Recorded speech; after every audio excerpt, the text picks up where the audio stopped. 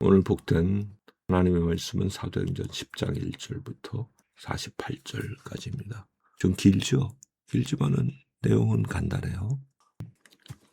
고넬료라는 백부장에게 천사가 나타나서 베드로를 청하라고 그렇게 지시를 하죠.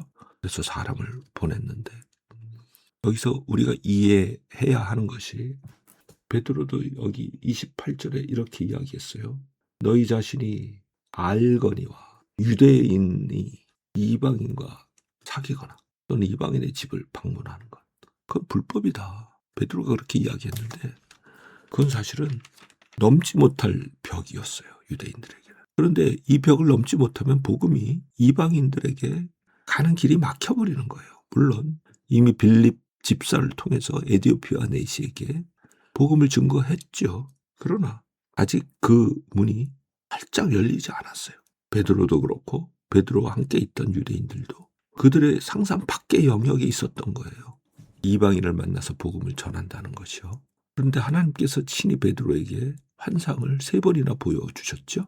3번이라는 건요, 너무나 확실하다는 뜻이에요. 확실하게 베드로에게 하나님께서 메시지를 전달하셨는데 그 메시지의 핵심 내용이 무엇이냐.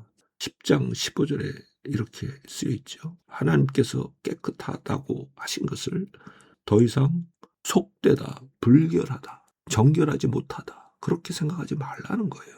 참으로 정결하게 되는 것은 오직 예수 그리스도, 그를 믿음으로만 정결케 되기 때문에 모든 사람이 똑같다라는 거예요. 그래서 베드로가 나중에 이렇게 이야기를 하죠.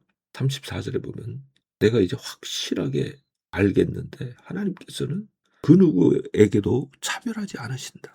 이게 무슨 의미인가 하면요, 유대인과 이방인을 구분하지 않으신다라는 걸 베드로가 깨달았다는 거예요. 너무나 중요한 진리를 깨달은 거예요. 이걸 깨닫게 하기 위해서 3번이나 이 환상을 보여주시고 고넬료를 통해서 이 사람을 직접 보내셨고 베드로를 청하셨고, 그런데 그 결국이 어떻게 되죠? 그 이방인들이, 할례도 받지 않은 이방인들이 예수 그리스도의 복음을 들으면서 성령을 받죠. 그래서 방언을 하고 하나님 높이는 놀라운 사건이 벌어졌어요. 베드로가 긴 설교를 하죠. 34절부터 43절까지. 근데 설교를 채 마치지도 못했어요.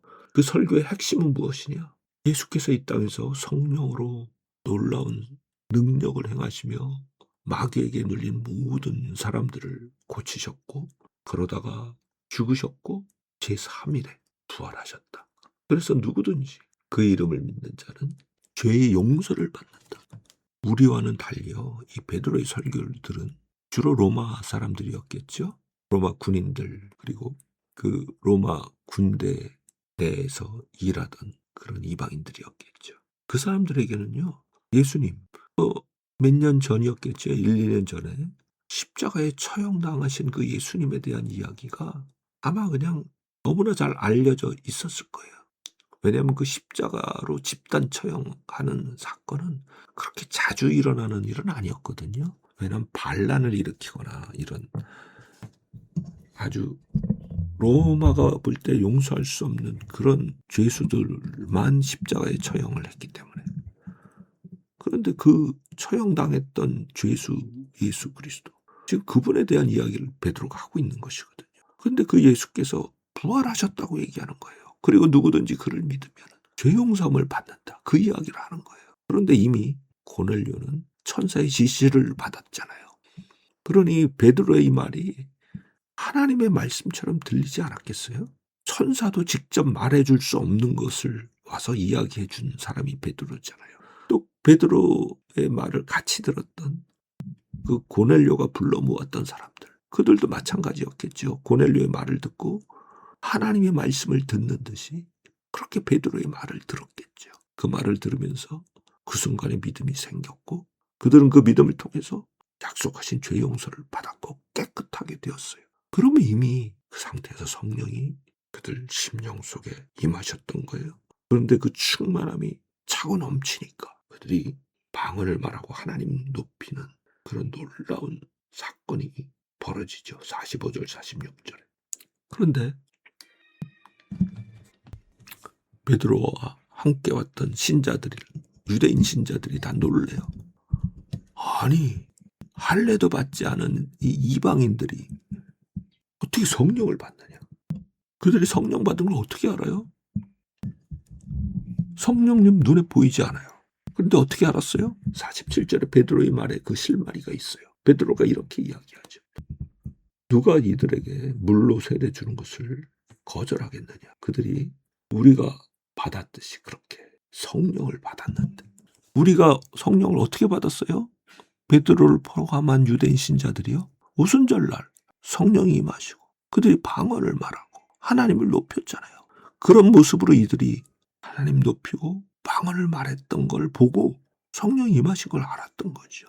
이건요, 마치 댐에 큰 균열이 가서 물이 쏟아지기 시작한 것과 마찬가지, 그런 엄청난 사건이 벌어진 거예요. 복음이 드디어 이방 땅에 쏟아져 들어가기 시작한 그런 놀라운 사건, 그 사건이 벌어진 거죠. 이것을 통해서 우리가 하나님이 직접 역사 속에 개입하셔서 이 십자가에 죽으시고 부활하신 예수, 그를 믿음으로 죄사함의 놀라운 구원, 이 구원을 얻는 이 아름다운 복음이 전파되도록 하나님이 개입하시는 아름다운 모습을 우리는 볼 수 있죠. 이때 이렇게 일하신 하나님께서는 오늘도 우리를 통해서 동일한 일을 행하시죠. 우리가 베드로처럼 우리의 생각을 접어놓고 순종할 때 주의 복음은 우리를 통해서 주를 알지 못하는 자들에게 널리 퍼져가게 될 거예요. 이 놀랍고 아름다운 예수의 복음을 우리에게 알게 하시고 우리를 통하여 이 복음을 확산시키기를 기뻐하시는 주님, 오늘도 찬양하며 믿음으로 복된 동행하는 아름다운 하루 되기를 바랍니다. 아멘.